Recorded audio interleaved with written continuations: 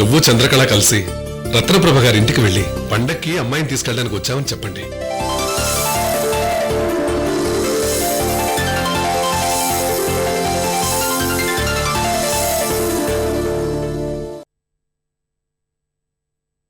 కృష్ణవేణి మీద కోపాన్ని పెంచుకుంటాడు. అలా జరిగితే ఎప్పటికీ కృష్ణవేణి వంశీకి దగ్గర కాలేదు.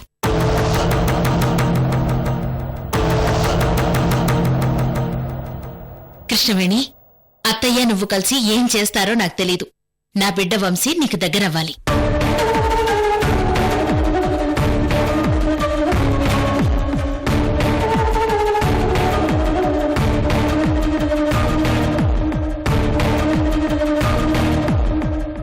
నేనెందుకింత తాపత్రయపడుతున్నానో అర్థం చేసుకోండి. రత్న, కృష్ణవేణి తలకి గాయమైంది. ఒక వారం రోజులు రెస్ట్ తీసుకొని.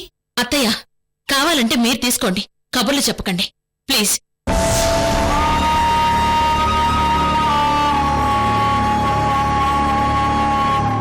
మేడం, నాకేం కాలేదు. మీరు నా గురించి వరి అవ్వకండి. మేడం, తనకిష్టం లేని ఏ చిన్న పని చేసినా వంశీ గారికి ఇష్టం ఉండదు. మనం ఏం చేసినా తనకి నచ్చినట్టుగా చేయాలి. తనకి నచ్చే విధంగా ఉండాలి. అప్పుడే ఫ్రెండ్లీగా ఉంటారు. నిన్న తనతో మాట్లాడిన కొద్దిపాటి టైంలో నాకిదే అర్థమైంది. గుడ్, వంశీని బాగా అనలైజ్ చేశావు. వంశీ గారికి తన పెయింటింగ్ వేస్తే చూసుకోవాలని చాలా ఇష్టం. నేను తన పెయింటింగ్ వేసి చూపిస్తాను. నా మీద ఉన్న కోపం కొంచెమైనా తగ్గుతుందేమో.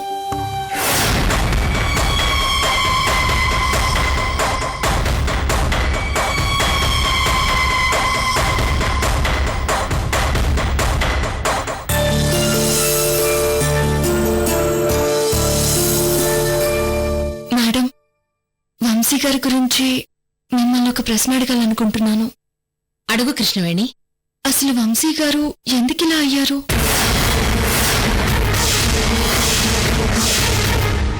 ఎన్ని సంవత్సరాల నుంచి ఇలా ఉన్నారు? అసలేం జరిగిందో నేను తెలుసుకోవచ్చా?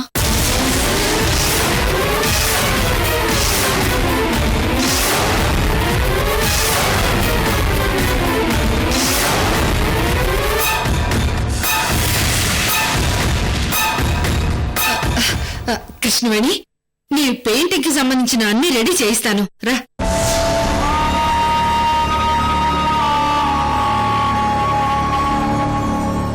సందర్భం వచ్చినప్పుడు, చెప్పాల్సిన టైం వచ్చినప్పుడు అన్నీ చెప్తాను.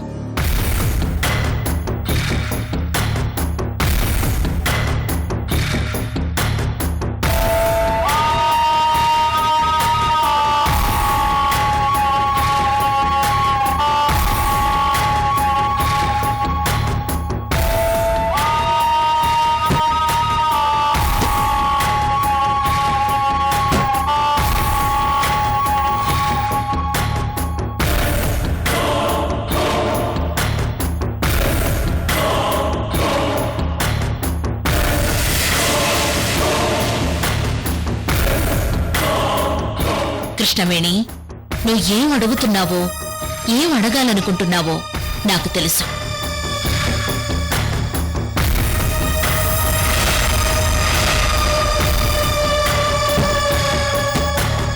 వంశీ గారి గురించి అడిగి తప్పు చేశానా? మేడం సడన్ గా నా వైపు అదోలా చూసారేంటి?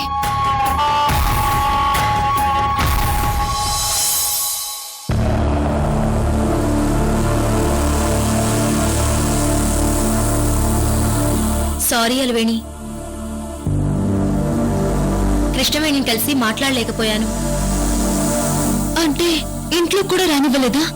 కృష్ణవేణి మామయ్య గారితో మాట్లాడాను. ఇప్పుడు మాట్లాడడం వీలు పడదు, టైం చూసుకొని నేనే ఫోన్ చేయిస్తానని చెప్పి పంపించారు. కాళ్ళు పట్టుకుని కూడా అడిగాను. అస్సలు కుదరదన్నారు. ఇదిగో పావని, అల్వేని ఫోన్ చేస్తే మీతో ఎవరితో మాట్లాడనని ఆ ఇంటి ఆడపడుచుతో చెప్పించినది. అసలు ఆ ఇంట్లో ఏం జరుగుతుందో, కృష్ణవేణి ఏం చేస్తుందో అసలు అర్థం కావడం లేదు. నేను లోపలికి వెళ్ళడానికి సెక్యూరిటీతో గొడవ పడుతున్నప్పుడు 2 సార్లు ఇంట్లో నుంచి బయటకొచ్చింది. నేను పిలిచేలోపు వెళ్లిపోయింది. ఒకవేళ నీతో మాట్లాడడానికి వస్తుంటే వద్దని వెనక్కి పొమ్మన్నారో ఏమో. ఆ ఈవిడ వెనక్కి పొమ్మని ఎవరు అనరు. కృష్ణవేణి బయటకు వచ్చి చూసి ఈ దరిద్ర ఫ్రెండ్ ఇక్కడికి ఎందుకు వచ్చిందా అని తొంగు తొంగు చూస్తుంటుంది అంతే. అమ్మమ్మా, కృష్ణవేణి విషయంలో నువ్వు కలగ చేసుకోకు, బాగుండదు. ఏవే తింగరదానా, ఫోన్లో చెయ్యి కొడితే ఆహా నా చెల్లి అలా అందు అన్నావు. పోని పావని వెళితే గేట్ దగ్గరే వాళ్ళ మావయ్యతో గెంటించినా ఆహా నా చెల్లి కృష్ణవేణి అలా చేయదు అంటావు. అవును, కృష్ణవేణి అలా చేయదు, కృష్ణవేణి అలా మాట్లాడదు. తనేంటో నాకు తెలుసు, నోరు మూసుకొని పో.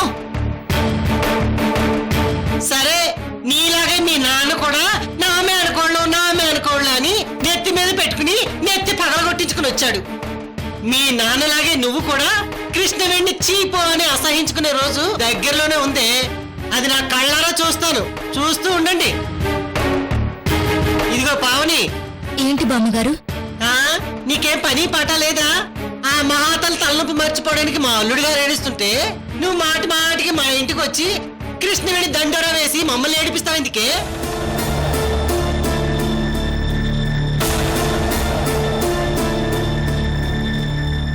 ఇదిగో రేపటి నుంచి ఏమైనా ఉంటే అలివేణితో ఫోన్లో మాట్లాడు, అంతేగాని ఇంటికి రాకు.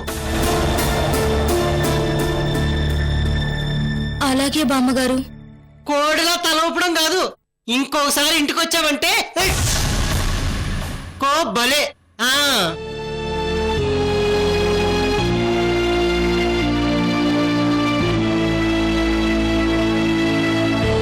పావని, ముసలిదాని మాటలు నువ్వేం పట్టించుకోకు. పర్లేదు. సరే, ఇప్పుడేం చేద్దాం? కృష్ణవేణిని పండక్కి ఇంటికి పిలుద్దాం అనుకుంటున్నాం పావని. ఆ పని చేయండి.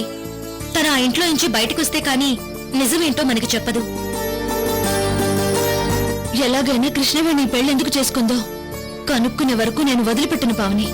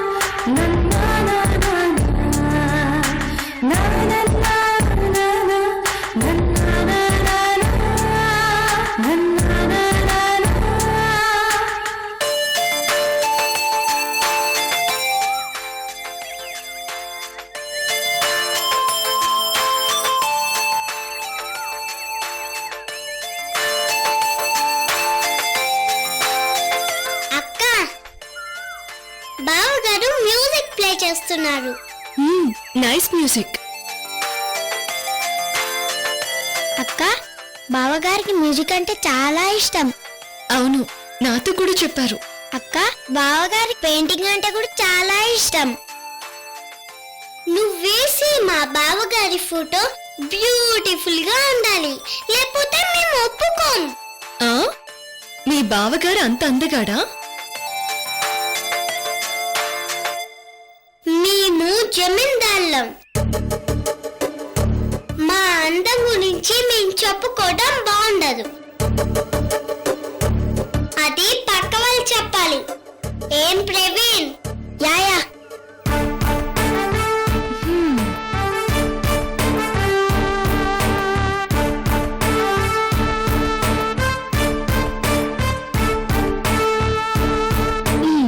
సరే, మీ బావగారి కళ్ళు ఎలా ఉంటాయి? కళ్ళు పులి కళలా ఉంటాయి.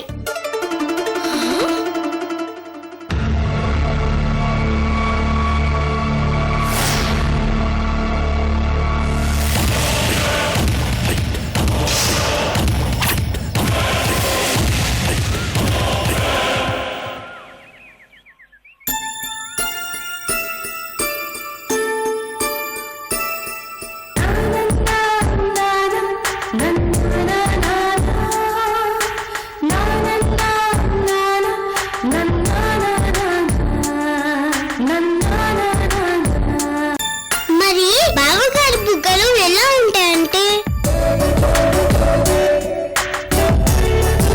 ఎలా ఉంటాయి? అవును, ఎలా ఉంటాయి ప్రవీణ్? అవును, ఎలా ఉంటాయంటే ఇప్పుడు దొరికిపోయారు. చెప్పండి చెప్పండి, మీ బావగారిని అందంగా పెయింటింగ్ వేయాలి కదా? ఎస్, ఎలా ఉంటాయంటే ఆ, ఎలా ఉంటాయి చెప్పు ప్రణతి. మీరు నవ్వుతే బుగ్గలు ఇలా ఒప్పుతాయి. కరెక్ట్ గా అలాగే మా బావగారి బుగ్గలు కూడా అలానే ఉంటాయి. అలాగా? అలాగే.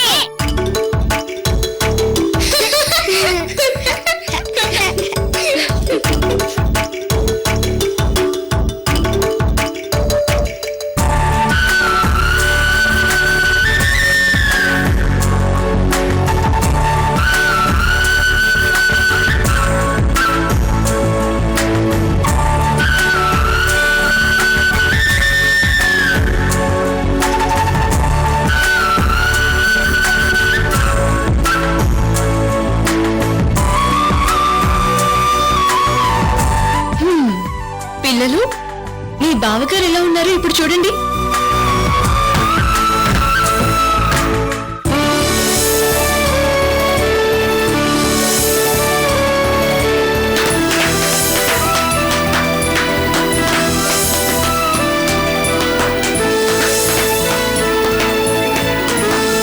Wow, super.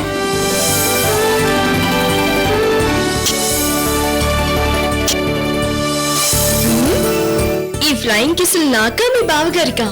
నీకే అక్క. Thank you so much.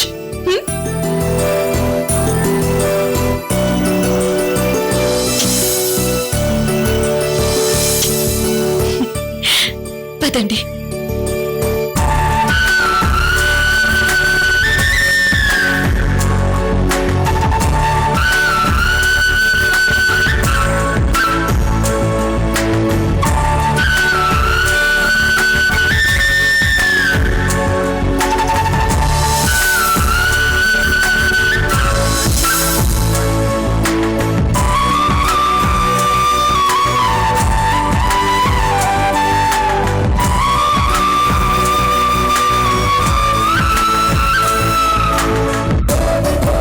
పిల్లలు, మీరు వెళ్ళండి. అలాగే అమ్మమ్మ. గుడ్. కృష్ణవేణి, ఈ పెయింటింగ్ ని ఫ్రేమ్ చేయిస్తాను. సాయంత్రం నువ్వే వెళ్ళి స్వయంగా వంశీకి గిఫ్ట్ గా ఇవ్వు. అలాగే madam.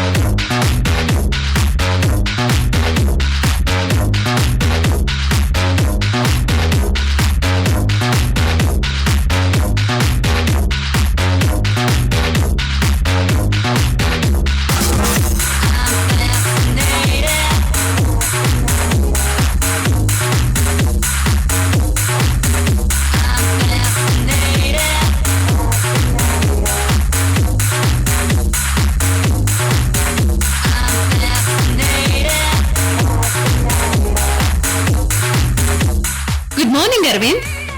Very good morning Trisha. ఏంటి అలా చూస్తున్నా? Zero size. మోడల్స్ మే మాకు compulsory. Of course.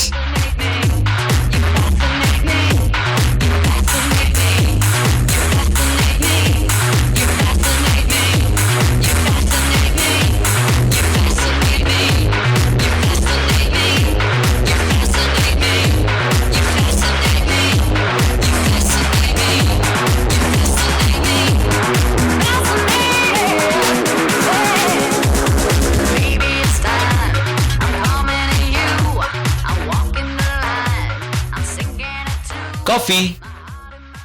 Oh thank you.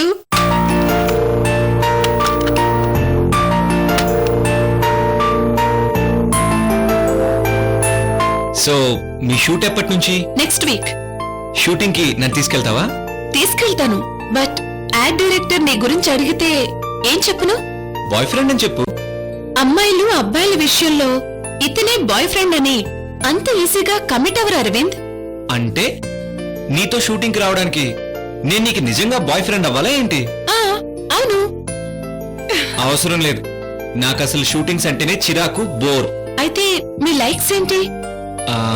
Book reading, కవితలు రాయడం, మోస్ట్ బ్యూటిఫుల్ ప్లేసెస్ చూడడం, movies, especially love movies and fantasy novels.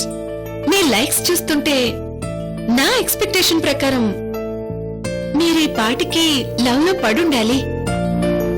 No, నా డ్రీమ్ గర్ల్ ని ఇంకా చూడలేదు. డ్రీమ్ గర్లా? యా, ఆ డాల్ చూసారా?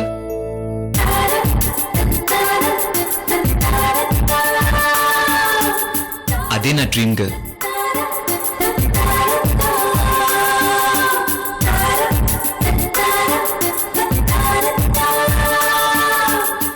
నాకు డ్రీమ్ లో కాళ్లకు పట్టీలు పెట్టుకున్న అమ్మాయి కనిపించేది. జస్ట్ కాళ్ళు మాత్రమే కనిపించేవి. Oh my God, funny experience. చాలా సంవత్సరాలుగా నాకు ఆ డ్రీమ్ కంటిన్యూస్ గా వస్తుండడంతో పట్టీలు పెట్టుకున్న అమ్మాయి నా ప్రేమికురాలు అని నేను ఫిక్స్ అయిపోయాను. ఆ అమ్మాయి నా లవర్ అని, ఆ అమ్మాయినే పెళ్లి చేసుకోవాలనుకున్నాను. ఆ అమ్మాయి కోసం వెతుకుతున్నాను. తనే నా dream girl Trisha. Okay, nice. మరి ఇంతవరకు పట్టేలమ్మాయి కనిపించలేదా? చాలా మంది అమ్మాయిలు పట్టీలు వేసుకుని కనిపిస్తున్నారు. కన్ఫ్యూజింగ్ గా ఉంది. మొన్న ఇండియా వెళ్ళినప్పుడు కూడా ఇద్దరు అమ్మాయిలు చూశాను. ఇద్దరికి పట్టీలున్నాయి. ఫైనల్ గా ఒక అమ్మాయి నా డ్రీమ్ గర్ల్ అనుకున్నాను. ఇప్పుడు ఆ అమ్మాయి కూడా కాదనిపిస్తుంది. ఎందుకు కాదనిపించింది? నా డ్రీమ్ గర్ల్ నన్ను హాంట్ చేయాలి, ఎక్సైట్ చేయాలి. It should be some emotion. తను నా కోసమే పుట్టిందని, సంథింగ్ స్పెషల్. క్లియర్ గా చెప్పాలంటే ఐ డోంట్ నో త్రిష.